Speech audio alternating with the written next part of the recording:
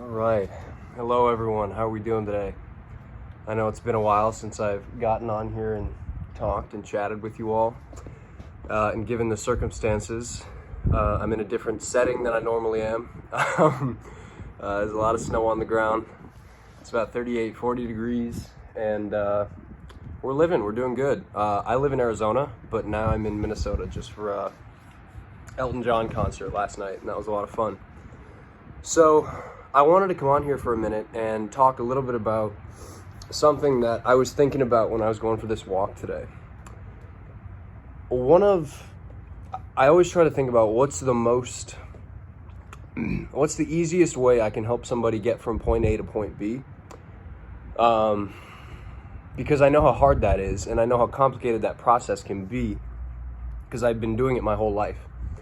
I've literally been trying to change my body and reshape everything and I've been trying to change my whole life since I was really, really young, like 7 or 8 years old, with fitness and health. And I know a lot of other people are doing the same. But thanks to my experience and the people I've gotten the pleasure to work with in the past, they've taught me a lot of wonderful things, and that's put me in a place where I have certain advantages over other people simply because of the experience. And one of the most advantageous things I ever learned is actually a skill that I still haven't mastered. And it's a skill that I think it takes years, honestly, to master, and that's just mastering your mind. And what do I mean when I say that, mastering your mind? Well, you may have heard the people say that you have two brains, in a sense. You have your gut brain, and then you have your head brain. Your gut brain is more instinctual.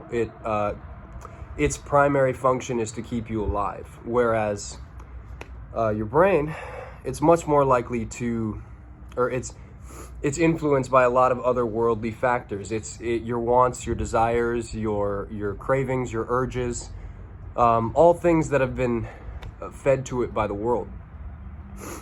And these are two conflicting things. What you want in your mind and what your body may want are two completely different things. I'll give you a perfect example. My body definitely does not want me to be sitting out here without a shirt on in 38 degree weather.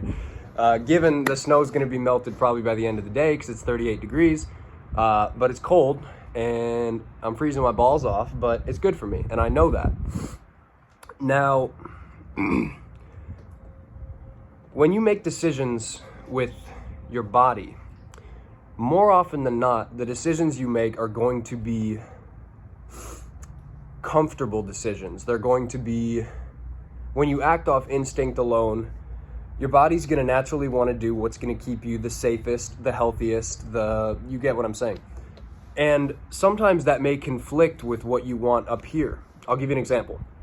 Another example. Growing up, I had problems with binge eating. In my fitness career, I kind of developed a little bit of a binge eating relationship with food. Not a good thing.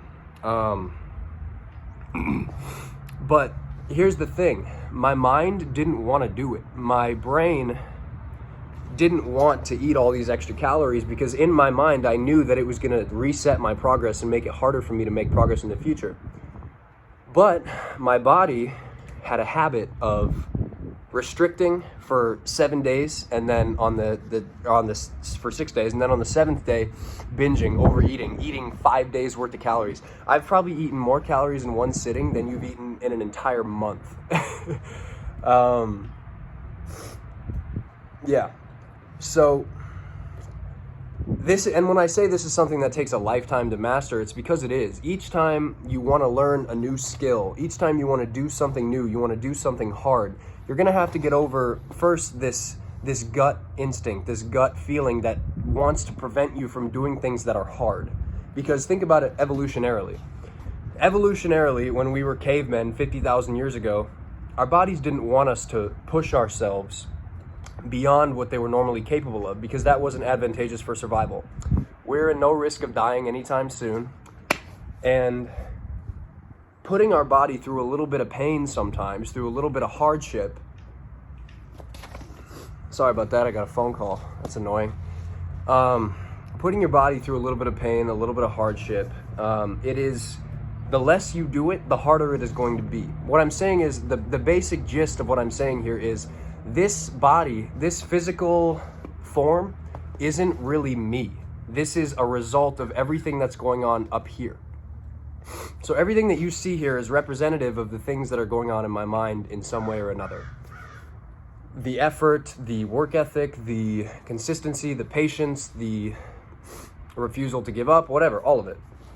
Now, to make a long story short, I'll try to wrap this up and make it as concise and easily digestible as possible.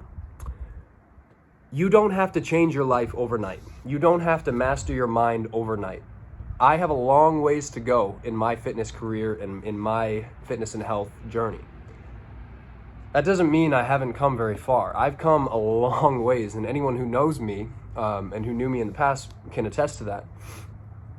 I have mastered my mind so much, but yet I still have so much to master, if that makes sense.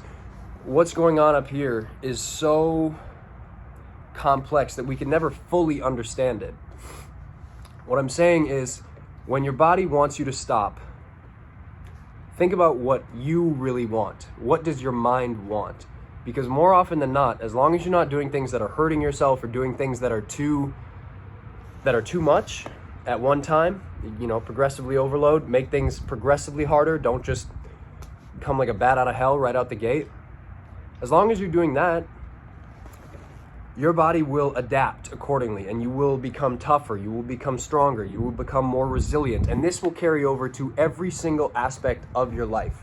This doesn't just translate to fitness. The patience and the consistency that I got from trying to get my body and my strength to a place that I had never seen before carries over to every single aspect of my life. My relationships with people, my relationships with food, my relationships with anything. I mean, it just... And not only that, it gives me a sense of freedom. When you're able to master your mind, you do what you want, not what this allows you to do. So the takeaway from this, when you feel like stopping, or when your body wants to do something that makes you fall into old habits, or when your body wants to do something unhealthy by default, before you do that, before you subconsciously do that thing, think to yourself, is this going to help me? Do I need this? Is this good for me? And if it's not, then try your absolute damnedest not to, because it's as easy as a yes or no decision. And sometimes all it takes is taking that 5 seconds before you make a poor choice, and it makes that switch that much easier. So yeah, if you guys have any questions or you want to say anything at all, please comment, share this, let me know if you like it. Yeah, I'll be in Arizona again soon, so. All right, bye guys.